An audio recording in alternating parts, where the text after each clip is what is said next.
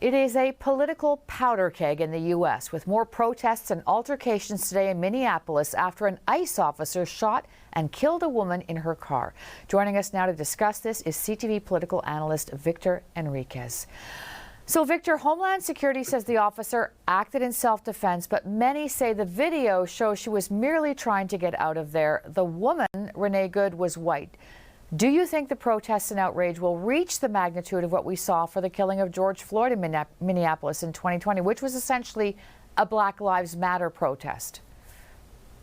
Yes, it was. But I think that at this point, what we're seeing is that everybody's trying to push the narrative on their side.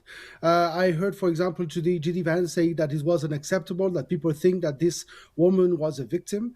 But I think at the same time, the Trump administration is adding new opponents every day with this situation. And what we're seeing today is that it's pretty strange in the U.S. to see American officers using force, using weapons against American citizens. And that's what is pretty strange here, because we used to think that America was protecting against this. We saw with the George Floyd that the Black community was not. And we are seeing today that it's not anymore about being Black or anything. It's just about being pro-Trump or against Trump. And people are now saying that the U.S. has not seemed this divided since the Civil War in 1861. Would you agree with that assessment, that the U.S. is on the edge of a civil war? Sincerely, I've never seen the Americans so divided. And if you look at the social medias in the last hours, you can see the amplitude of this division. And it's something that is going to go on, I think, until the midterms election in November. And we'll see what happens in those elections. The question is it going to be the last step for Donald Trump, or this is going to go even further? We're going to see what happens within the next hours. Right now, the administration seems to be very pushy to make sure that people believe their narrative, but we're going to see what the citizens believe at the end of the day and what happens within the next months until this midterm election that could change so many things, Caroline.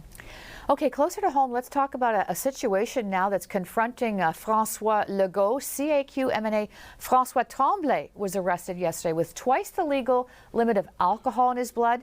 What do you think, Victor? Can he stay on with the government at this point?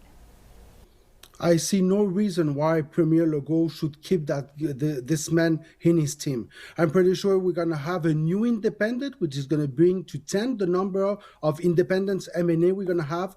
But at this point, for Premier Legault, it's unacceptable to see one of his MNA having this kind of behavior. When you are an MNA, you have an obligation to show example. And the fact that François Tremblay was caught with twice the limit of alcohol is totally something that no party could accept. I'm pretty sure it's going to be the end for him at the CAQ in the next hours. And as you say, 10 independents. Is that a record? I don't remember that many. It looks like a record because, in fact, we have twice more independents that we have PQ MNAs right now, and PQ is first in the poll. So it's a pretty strange situation, and I think that we could get used to it because it's been pretty new that we have fixed date elections. So maybe that could be a reason why we have so many independents. But we're going to see if it stays to 10 or if there are new people adding within the next weeks before the October election. All right, Victor Henriquez, thank you so much. We will see you again soon. Merci. Talk to you soon. Thank you.